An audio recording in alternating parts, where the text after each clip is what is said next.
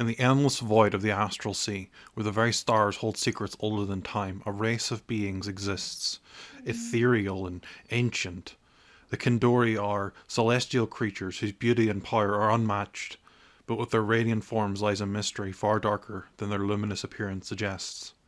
Not long ago, an adventuring party found themselves in the midst of a terrifying pursuit. Whalers, ruthless and relentless, had their sights set on a Kindori, intent on capturing it for its precious oil. A being of light and grace, the Kindori is sought after for this invaluable substance, a coveted resource across the multiverse. With no way to see, the whalers floundered, their senses overwhelmed by the power of the Kindori's eyes. The adventurers seized this opportunity, rallying together to protect the creature, their courage fueled by intense light and desperate need to save this cosmic being from certain death.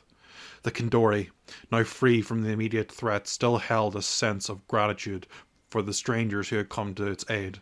But even as the whalers fled, the Kindori knew that this encounter was but a glimpse into the constant dangers it faced. In the vastness of the astral sea, the Kindori's existence is but a reminder to the delicate balance between the forces of creation and the forces of destruction. And for the adventurers who stood by its side, they learned that even the most beautiful things can be the targets in a universe that covets what it cannot understand. Welcome. Today's video is on the Kindori. First, what does Boo tell you? So, Boo tells of a peaceful, gargantuan, whale-shaped celestial which roams wild space. These mammals are said to reach 80 feet in length. The forward edge of the Kindori are said to be spotted with many small eyes, which emit light.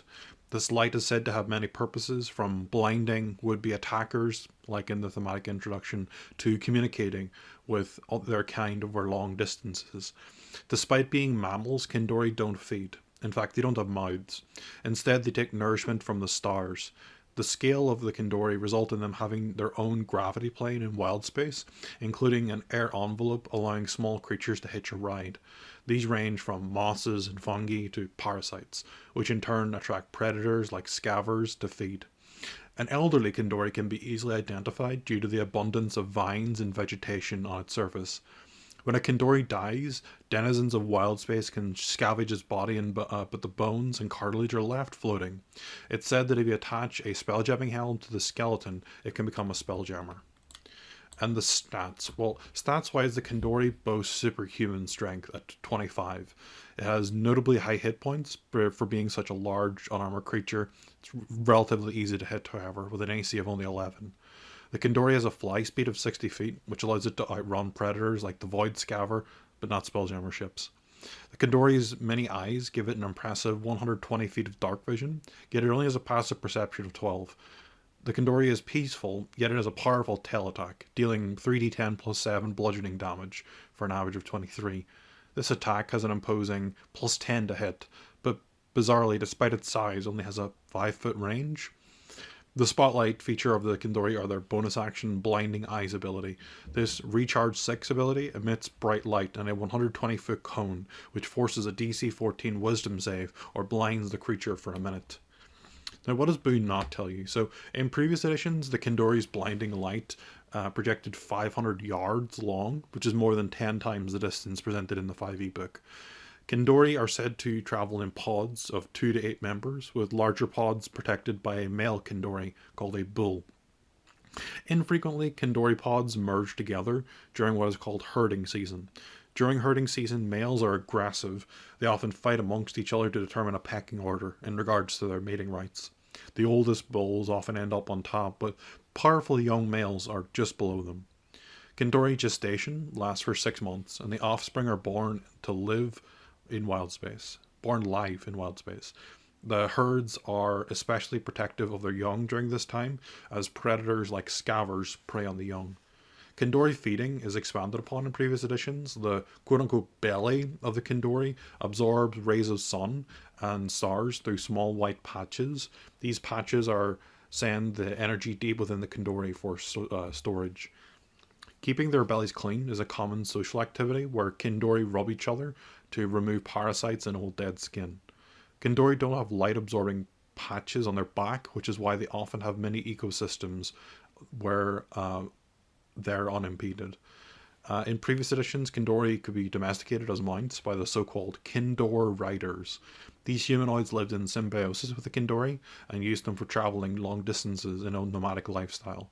The Kindor riders used small hooks on the thick hide of the Kindori to secure everything from buildings to weapon systems to the back of the Kindori. The Kindor riders symbiotically cared for the Kindori by cleaning the barnacles from their underbellies, steering them clear of danger, and caring for the vegetation on the Kindori. The Kindor riders experience difficulty most during the herding season, where Kindori become aggressive, where they ram against each other and slap each other with their tails. This is especially true of male Kindori, which explains why most settlements are in the back of the larger female Kindori. In previous editions, when the Kindori riders let the Kindor loose, the Kindori were said to go feral. These feral Kindori can be identified by the ruined old buildings left on their back. So in conclusion, Kindori make for an interesting encounter in wild space as a feral creature or as a herd of majestic, peaceful travelers. The scale of Kindori means you can have an entire dungeon built on their backs. I'm imagining like a lich hiding their phylactery in a death trap dungeon on the back of a rogue Kindori. I get the impression that these creatures were designed as like window dressing or a sight to behold, and the meta nature of the game involving combat roles results in them needing a stat block. And Kindori are wondrous, and they raise more questions than they answer, like why are they celestials? How can a peaceful creature survive in such a harsh world? And how do they capture the star energy efficiently enough to sustain their great size? I like the unanswered nature of the creature's lore and how it's not even the GM knows what they truly are. I do have one small gripe, which is the tail attack has a 5 foot range. For a creature of its size, I should imagine it should be, I don't know, like a 20 foot range at least. It's a small gripe, I admit. The peaceful nature of this creature, while interesting and thematic, makes it hard to place in an encounter, except as a distant, beautiful sight. The lack of feral Kindori stat block in 5e makes it harder to place in a game that is so combat focused. There's also the problem of dealing with murder hobo players who won't care for that the Kindori are non-combatants unless attacked. Overall, the mystery and sort of X factor of the monster is limited by the necessity of stating it out as a monster you can fight. I only hope my players, and yours for that matter, view the creature as a natural wonder to be preserved and not a source of oil and meat. I give this creature a 15 out of 20.